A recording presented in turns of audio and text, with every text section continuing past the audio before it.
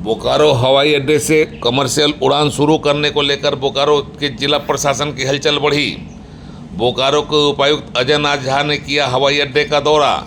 कार्तिक पूर्णिमा तक सारी बाधाएं दूर होगी बोकारो हवाई अड्डे की। मतलब साफ है, कार्तिक पूर्णिमा के बाद शुरू हो जाएगा बोकारो हवाई अड्डा कमर्शियल उड़ान के लिए।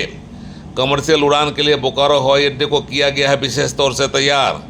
उड़े देश का हर नागरिक योजना उड़ान के तहत बना है बोकारो हवाई अड्डा। करोड़ों की लागत से उड़े देश के हर नागरिक के मकसद से उड़ान योजना के तहत तैयार किए गए बोकारो एयरपोर्ट की सारी बाधाएं कार्तिक पूर्णिमा तक दूर हो जाएंगी और बोकारो एयरपोर्ट हवाई उड़ान के लिए पूरी तरह से तैयार हो जाएगा।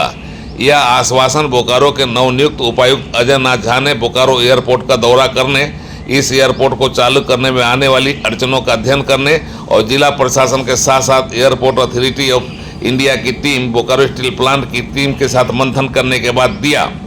बोकारो हवाई अड्डे से हवाई उड़ान का सपना यहाँ के लोगों का 50 साल पुराना सपना है और इस सपना को साकार करने में होने वाले विलंब ने लोगों को मायूस किया है।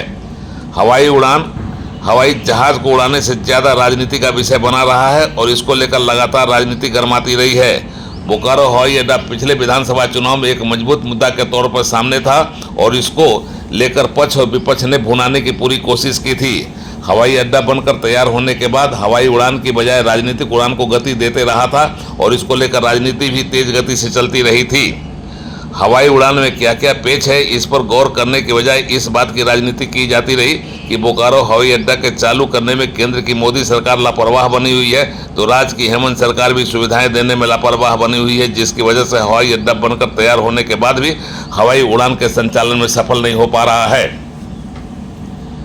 Airport authority of India limited की ओर से तैयार किए गए इस हवाई अड्डे का स्वामित्व बोकारो स्टील प्लांट के पास है और बोकारो स्टील प्लांट में ही इस हवाई अड्डे को कमर्शियल उड़ान के लिए दिया है।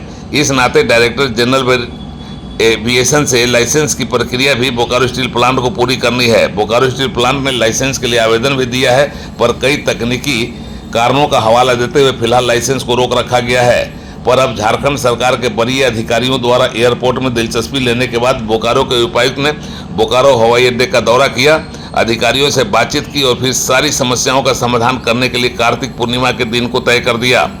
उपायुक्त ने जिस विश्वास के साथ उस दिन को तय किया है, उसके बाद यह उम्मीद बंधी है कि अब कार्तिक पूर्णिमा के बाद कभी भी बोकारो हवाई अड्डा से कमर्शियल उड़ान की अनुमति मिल जाएगी और बोकारो का यह हवाई अड्डा फंक्शनल हो जाएगा। मतलब साफ है, उपायुक्त ने अपने कार्रवाई से यह तय कर दिया है कि बोकारो के हवाई अड्डे पर जो धुंध के बादल थे वे छटेंगे।